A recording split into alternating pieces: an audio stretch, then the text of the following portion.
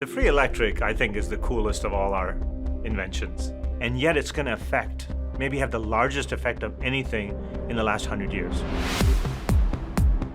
Wow, the free electric. That sounds interesting. Even more so, seeing this isn't some fly-by-night scammy Kickstarter.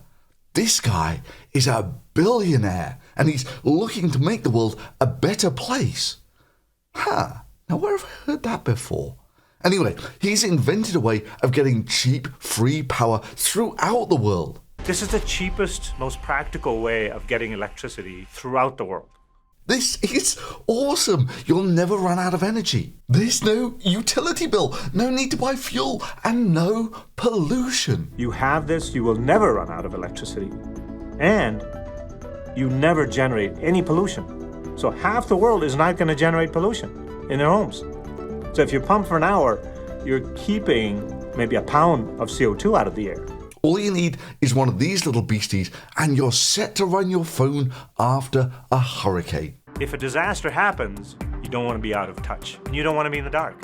And we've all been through where you had no electricity. The one thing you don't want, you want your cell phone to be always available. With this, it can never happen. This guy, like all great minds, has a definition of what a great invention is. We've put an infrastructure together so that great inventions help the poorer half of the world make their lives better. That's what we define as a great invention. Manoj has expressed many times, if it doesn't make a big difference, find something else to do. This guy is a genius. He's invented a way of generating infinite free power. We just concentrate on those things that are going to be incredibly useful. And if you come up with something cool that's not, we don't do it. And folks just love him. I mean, look at that. Over 1 million views and a 90-something% approval rating. I don't know, maybe he's right. Maybe this is the biggest invention in over 100 years. It's sort of what we try to do is make things simpler and simpler. And yet it's going to affect, maybe have the largest effect of anything in the last 100 years. It's bigger than nuclear power, bigger than rocketry, antibiotics, the computer, and even the internet. I mean, this guy is a billionaire, and he only cares about what works. Our view is, if you invent stuff that can be used long term, it's probably the most fundamental change you can make. These are items that we want to bring out on a large scale that he truly believes in. And he knows that if a scientist tells you that it can't be done, that's just validation that it can be done. We use some experts and consultants sometime, and usually when a science guy says it can't be done, to me that's validation that it can. Oh boy, this guy is going to fail so hard when he hits the laws of thermodynamics. You know, it wouldn't quite be so bad if the guy didn't have a self-aggrandizing hour-long video telling you that he's invented this brilliant way to revolutionize energy generation for mankind that can be upstaged by something you can buy on Amazon for a couple of $100 that you can carry around and has been available for well over a decade. You see, deep down, something tells me this guy once saw The Matrix. The human body generates more bioelectricity than a 120-volt battery and over 25,000 BTUs of body heat. And thought, wow, that's a super cool idea. Why don't we just use people like batteries? And boom, free, pollutionless energy. In order to change a human being into this. No. I don't believe it. Human mechanical energy is so amazing. Why can't we use that to create energy? So we've invented a hybrid bicycle that you pedal for an hour and you have electricity for 24 hours. We call it free electric. You have this, you will never run out of electricity. And you never generate any pollution.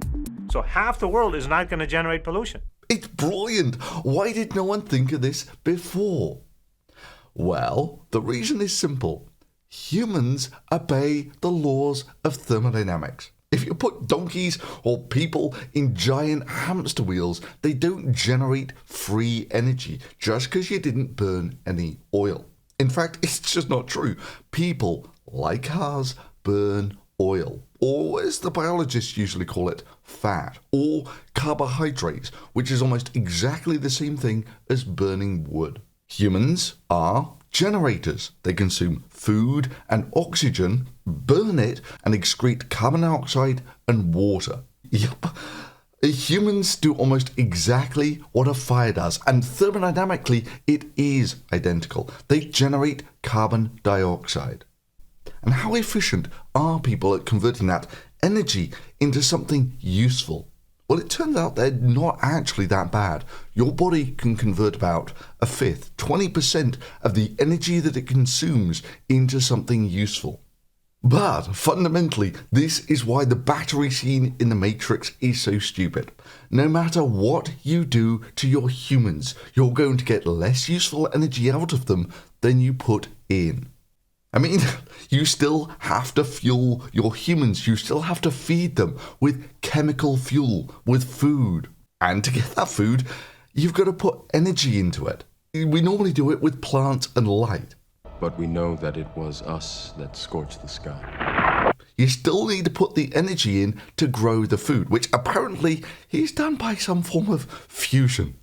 Combined with a form of fusion, the machines had found all the energy they would ever need. Well, if you've got fusion power, why don't you just hook the fusion generators up to the machine city? And sure, you'll lose, 50%, something like that, of the energy that your power plant is generating, but you'll get the rest back in useful electricity, which, of course, they're then going to use to power lights, which will lose another 50%, to grow plants, which will then lose another 90%, to feed humans, where you'll lose at least another 50%, and boom, what you're left with is rather energy inefficient.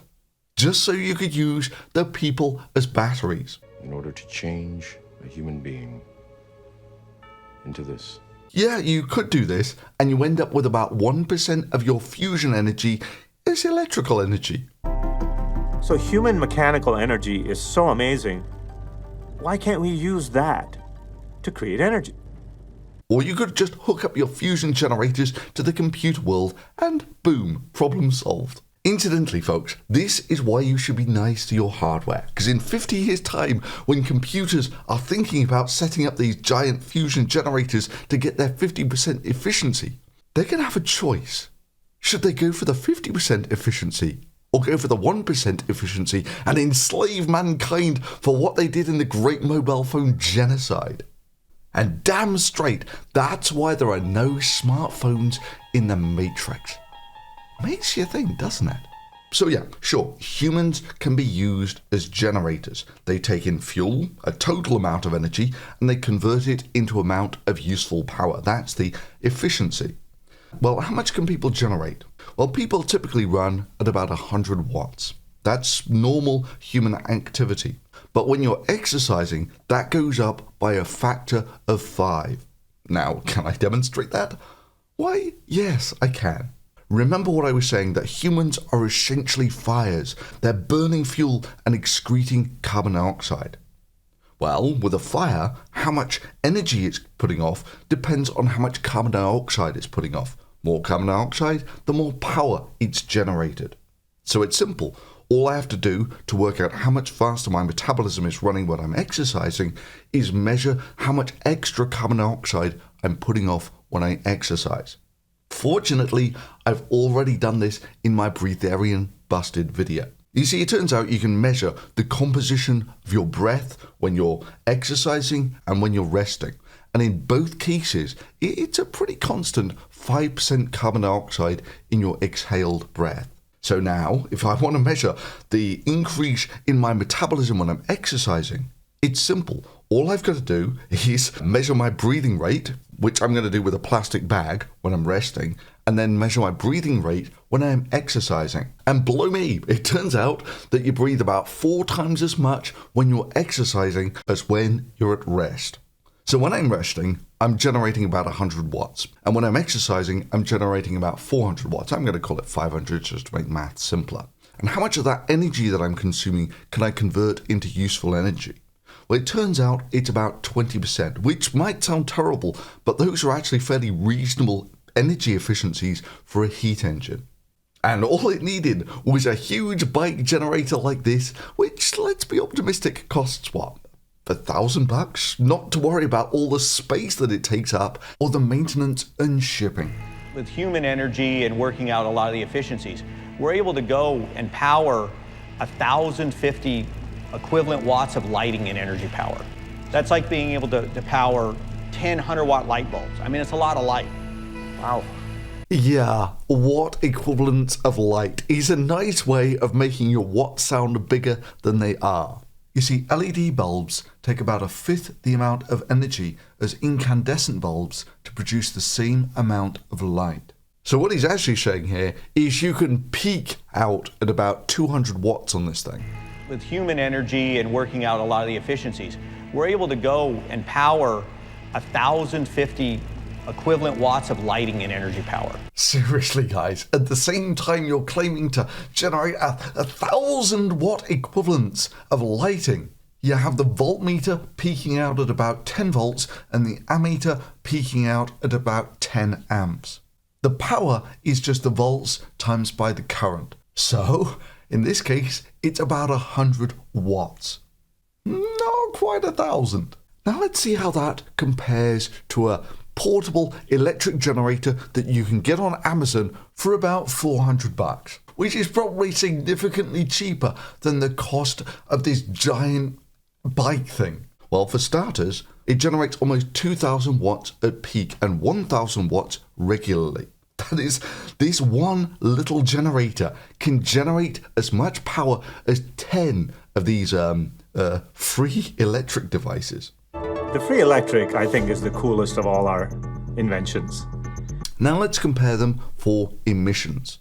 So this thing says it'll run for about 6 hours on 1 gallon of gasoline. And a gallon of gasoline's about 3.8 litres, that sort of thing.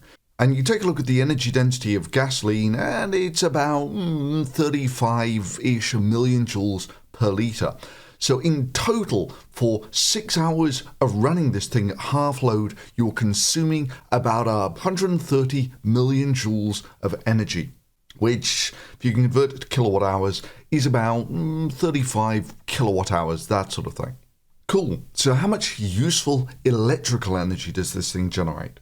Well, it's running at half load, which is 800 watts, which means in 1 hour it's going to generate 0.8 kilowatt hours, or in 6 hours it's going to generate about 5 kilowatt hours, which means the efficiency of this thing is about 1 in 7, about 14%, which sure is actually less efficient than human power. But not by much, especially when you maybe consider some other factors. The most obvious one being that it really doesn't matter whether you're burning the fuel in a generator or burning it in your body, you're still producing carbon dioxide. And sure, you produce nominally less carbon dioxide by running your body than running this, this commercial generator, but not by much. Now, it's true that, yeah, you might argue that the people are eating food which came from carbon dioxide from the air, so this is maybe carbon neutral. Well, not quite. It still takes a lot of energy to grow those plants, to harvest them, to turn them into food, process them into food, and ship them. I mean, if it was that easy to simply grow oil, we would do it and run our cars off it. After all you're essentially doing here is running human generators on biodiesel. Now at this point, it might be kind of fun to reflect on just how this guy became a billionaire. I'm Manoj Bhargav, the founder of 5 Hour Energy. 5 hours, that's a weird amount of time. And it was growing bigger and bigger, and all of a sudden it became one of the largest consumer products in the world. 5 Hour Energy. Sales got up 12%. Has sold over $1.5 billion. 90. Yep, he made his money selling energy drinks that contain almost no energy, 0 sugar. They're basically little different than caffeine shots. Yes, That bears repeating. The guy who made it rich selling energy shots with no sugar is planning to solve the world's energy problems with a free electric bike. And usually when a science guy says it can't be done, to me that's validation that it can. Yeah, maybe you should have listened a little more to those scientists. Further, merely one of these generators would replace 10 free electric devices. And to merely generate the same amount of energy as this generator would generate from 1 gallon of gasoline, you would have to sit on your free electric device and pedal solidly for 2 whole days. Expert is someone who knows everything that was. He's really good at what was. And if you ask him about what will be, he says, no, that can't be done, because I'm an expert on what was. Well, why do I need you? Good. Twice the pride, double the fall. You see, this is the thing. All of these numbers have been known for decades. These are standard heat engine type efficiencies. Merely seconds talking to a scientist, they would have told you that this was a really stupid idea for this exact same reason. Probably in a suitably hilarious form like, okay, why don't you and your 10 buddies get on those 10 exercise bikes and cycle solidly for the next 5 hours? In the meantime, I'm going to get a job at McDonald's working for minimum wage and work for merely half an hour. I'm going to use that to spring for a gallon of gasoline, which I'm then going to burn in this generator. It's going to generate exactly the same amount of energy as all of you guys on your exercise bikes. A generator that's going to occupy about 1/100th of the space that all of your big exercise bikes are going to occupy. It's going to take far less resources to build. Oh, and it's going to do it with a 90% saving on time. Not to mention all the extra food that you're going to have to buy to run your bodies to run those exercise bikes. Free electric, I think, is the coolest of all our inventions. And yet it's going to maybe have the largest effect of anything in the last 100 years. The world can be changed. It takes a crusader.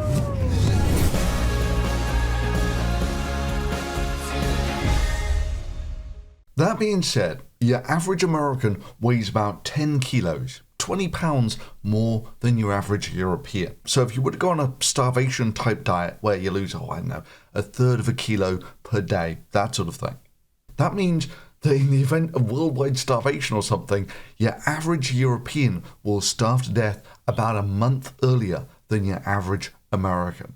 But in the unlikely event that there isn't a worldwide famine, it turns out that obesity is the second biggest killer in America, resulting in about 1/3 preventable deaths every year.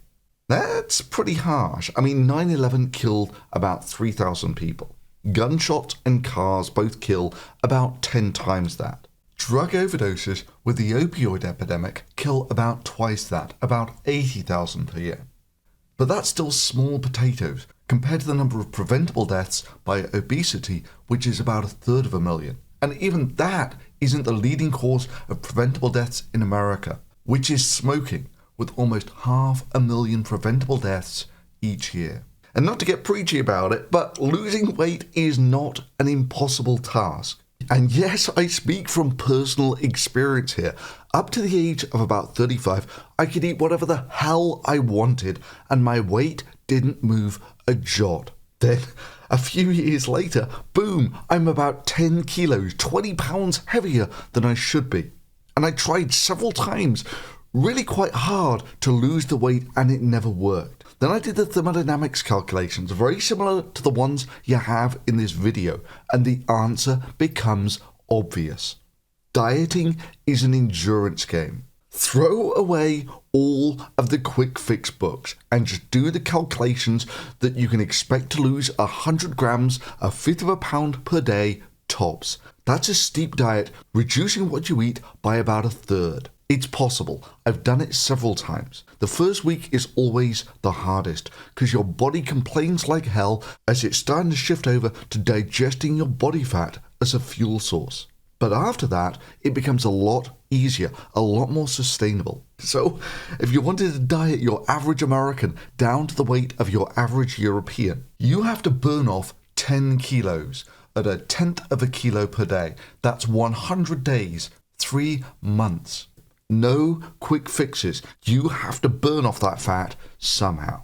Accepting those facts helps you keep realistic about the size of the task at hand, to lose the weight and to keep it off. And as someone who's monitored their weight for the last 2 or so years, I can tell you that losing that maybe 10 or so kilos made a huge difference to how I feel.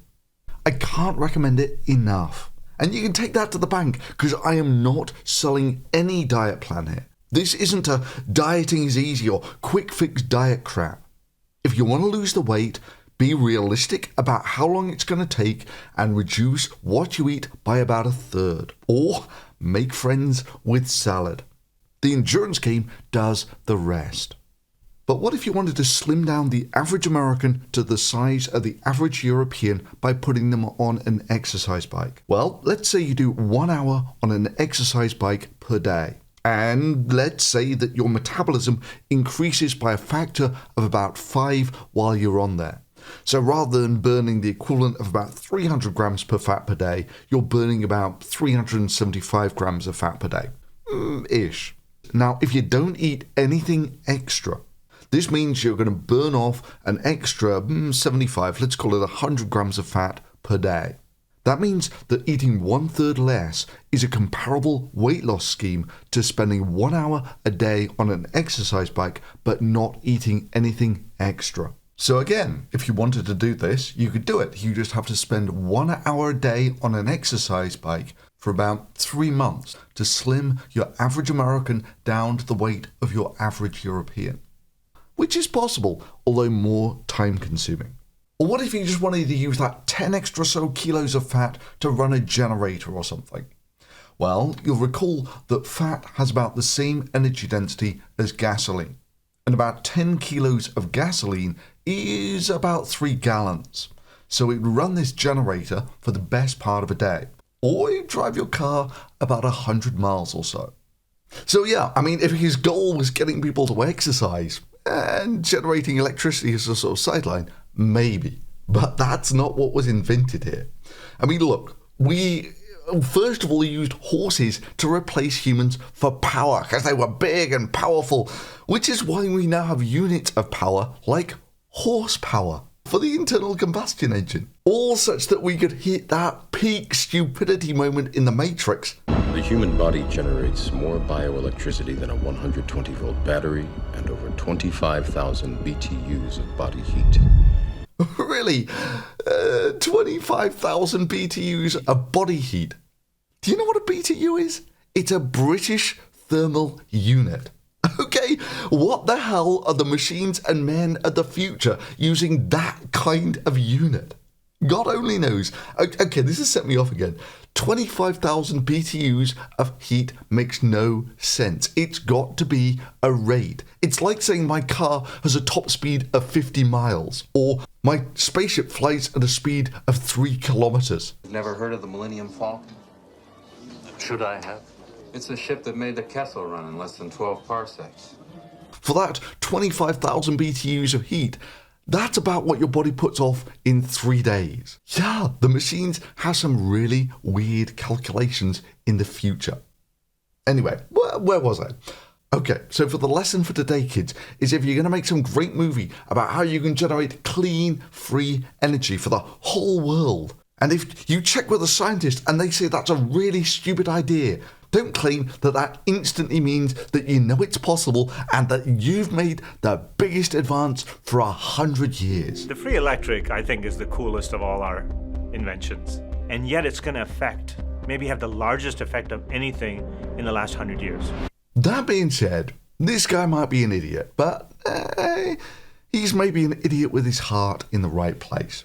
In fact, there's part of me that actually respects this guy. And although you might not believe it, the same is kind of true with Elon Musk and even Bill Gates. All of these guys share that they became obscenely rich. So rich that there was no possible way that they could spend all of their money. And they all sat down in front of the mirror and said, what the hell am I going to do with this giant stack of cash? But I realized, oh my God, we're making a lot of money here. What do I do with this? And the simple reality is the only way you can blow that sort of cash is by giving it away. But what to do? You could as well try and generate some good with it. But with Elon Musk, 90% of what he comes out with is completely unfounded, outrageously wrong bullshit. And just like the free electric, people give it a pass with a 90-something% approval rating. But you can't take it from him that he actually tried to do some stuff. And with Musk, it's not all bullshit. Although you've got to be realistic. Musk didn't do any of this. There was a great team of engineers working on a government contract. Now you can say that Musk was the visionary here, but they did the motivator. And there is some truth in this.